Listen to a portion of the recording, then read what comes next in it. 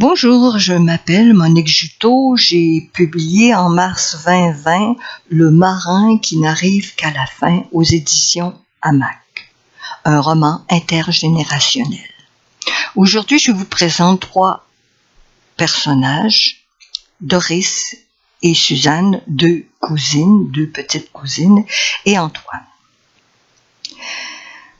Antoine, que Doris avait prétendu avoir assassiné en 1931, n'était qu'un chat.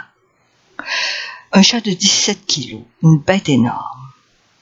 À l'âge de 16 ans, en colère, Doris avait enfilé des mitaines pour ne pas se faire griffer et avait étouffé le pauvre animal avec un coussin alors qu'il dormait sur son fauteuil de damas violet.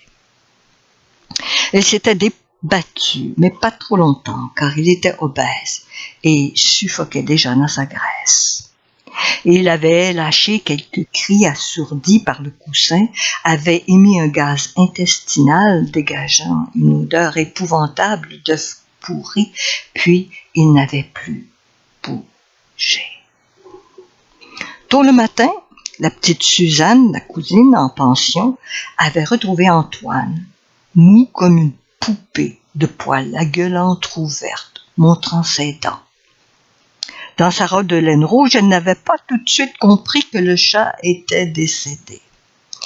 Elle avait remplacé la tête de la bête et s'était empressée de réveiller sa tante en lui expliquant qu'Antoine était très malade et qu'il avait peut-être fait une crise d'apoplexie. Un terme médical qu'elle avait entendu dans son entourage et qu'elle utilisait pour décrire une situation qui l'angoissait. Ainsi, en décembre, quand le jour passait à la nuit trop rapidement, elle disait toujours que le soleil avait fait une crise d'apoplexie.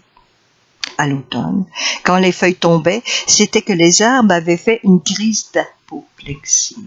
Et quand elle parlait de sa mère, elle prétendait à tort et à travers qu'elle était morte d'une crise d'apoplexie. Et quand il y avait une panne d'électricité, elle concluait que l'ampoule avait fait une crise d'apoplexie. Bonne lecture!